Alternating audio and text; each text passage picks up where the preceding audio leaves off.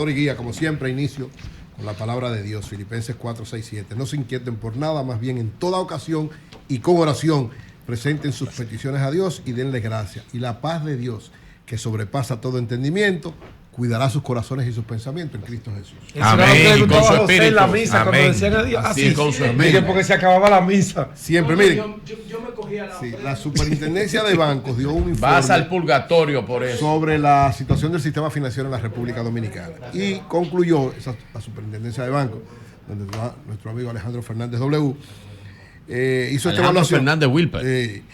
Y la conclusión fundamental es que el nivel de liquidez de nuestro sistema financiero es adecuado y que se ha fortalecido cada vez más el sistema financiero en la República Dominicana. Y una de las conclusiones, precisamente, y creo muy importante, es que a partir de hace 2 años, en la medida que se fue consolidando posterior a la pandemia el sistema financiero, hay una tendencia de bajar el tiempo, por lo menos en la cantidad de los pagos, el tiempo de lo que tiene que ver con eso. Dice, lo que implica, ¿verdad?, los niveles de morosidad de los bancos, y lo hemos visto porque hemos ido a la rendición de cuentas de todos los bancos, tanto del BHD, del Popular, del Reservas, y todos plantean exactamente lo que está concluyendo la Superintendencia de Bancos. Primero, que tienen un nivel de solidez por encima de lo que establecen las reglas, un nivel de disponibilidad por encima de lo que establecen las reglas, y que además su nivel de morosidad en todos los bancos ha tenido una baja considerable.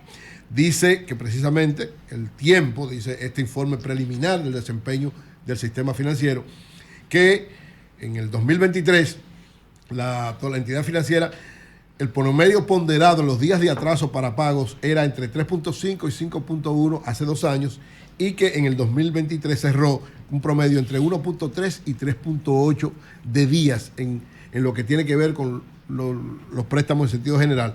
En el único momento, en el único lado, y esto es importante porque esto también muestra algo interesante de la sociedad, dice que en el único sitio que la tasa de morosidad ha crecido, si estamos hablando de los préstamos en sentido general, pero en el única área donde ha aumentado la tasa de morosidad es en el sector consumo y en los hogares, porque evidentemente los que tienen menos capacidad de ingreso con los préstamos bancarios tienen más dificultad para pagarlo por los niveles de inflación, por la depreciación de lo que tiene que ver la baja de sus salarios reales y una serie de elementos. Pero en sentido general, la tasa de morosidad del sistema financiero ha tenido una tendencia a bajar en cantidad de días.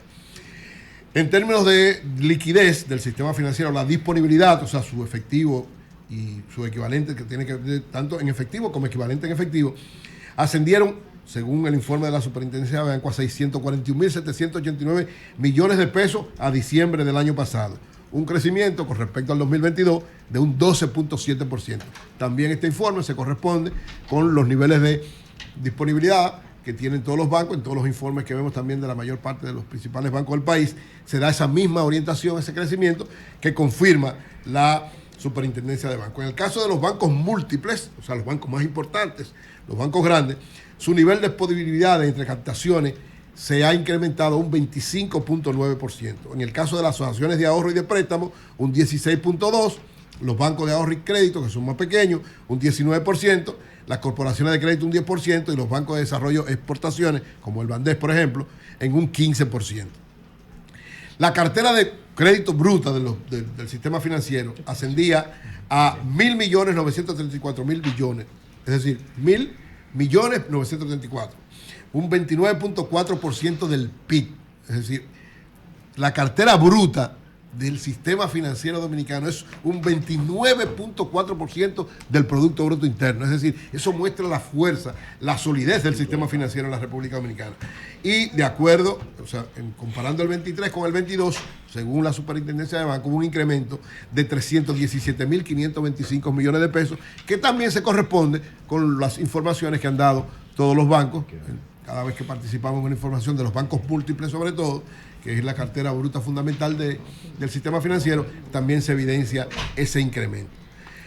Según la Superintendencia de Bancos, el 2023, a final del 2023, en el país operaban 55 entidades financieras importantes, 16 bancos múltiples, que representan el 87.8% de los activos, 10 asociaciones de ahorro y préstamo, el 9.7% de los activos, 14 bancos de ahorro y crédito, 1.8% de los activos, 4 corporaciones de crédito y el Bandex.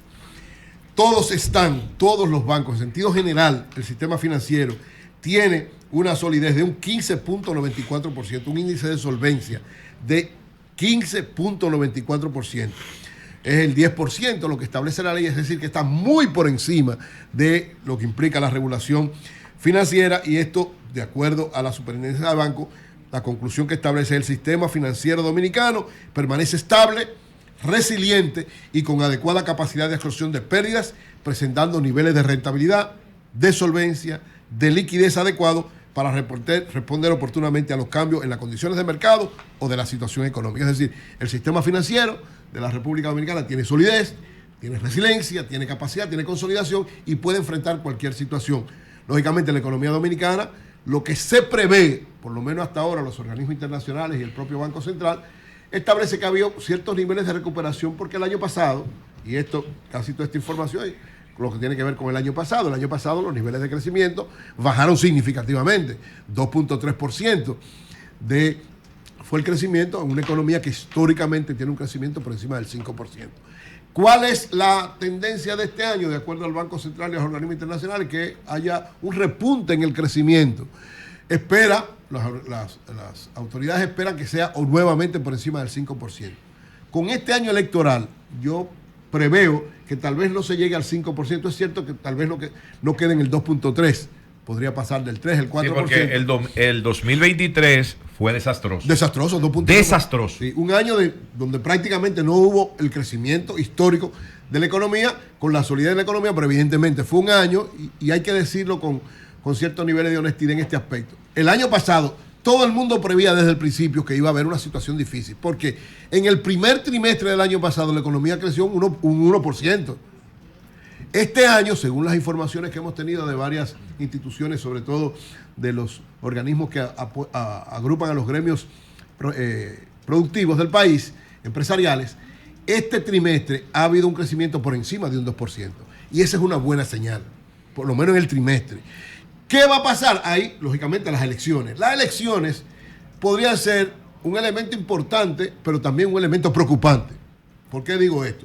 Primero, un elemento importante en el sentido de que hay una gran cantidad de recursos que se manejan, pero no necesariamente recursos productivos.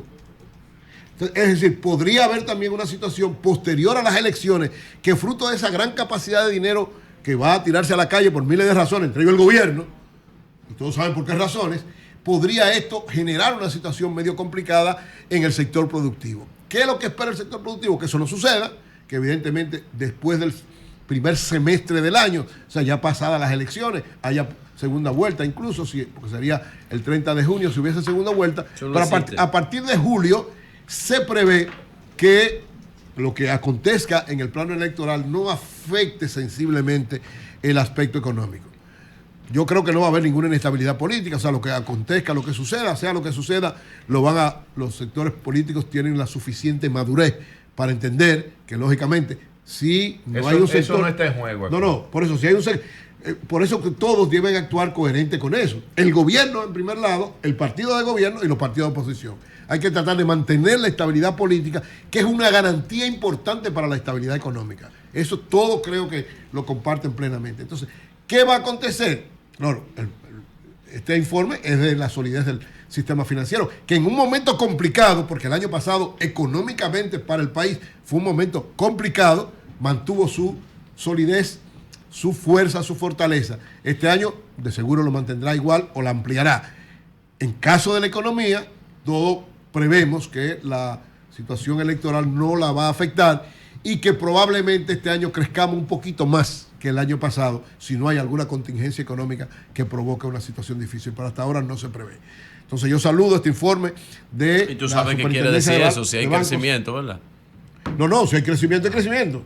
Ahora, lo que sí está claro... ¿Qué quiere decir eso? No, lo que sí está claro, mira, lo que sí está claro, que después de las elecciones, sea que se reelija el presidente Luis Abinader o gane otro presidente... ¿Qué es lo más posible? Sí, a partir de agosto, septiembre, aquí va a empezar a discutirse la reforma fiscal. Aquí va a haber una reforma fiscal, tiene que haberla de alguna manera, o algunos cambios significativos.